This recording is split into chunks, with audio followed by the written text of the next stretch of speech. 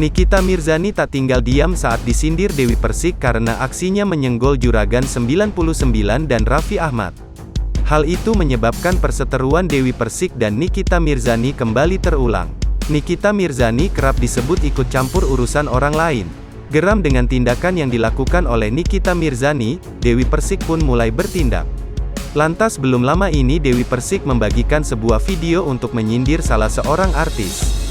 Yang mana pada kesempatan tersebut Dewi Persik membahas soal artis yang ketahuan berbohong usai pamer rumah mewah yang disebutnya seharga 10 miliar rupiah. Hingga akhirnya terungkap kebohongan bahwa rumah tersebut hanya berharga 4 miliar rupiah. Apalagi muncul kabar kalau si artis juga belum membayar lunas rumah itu.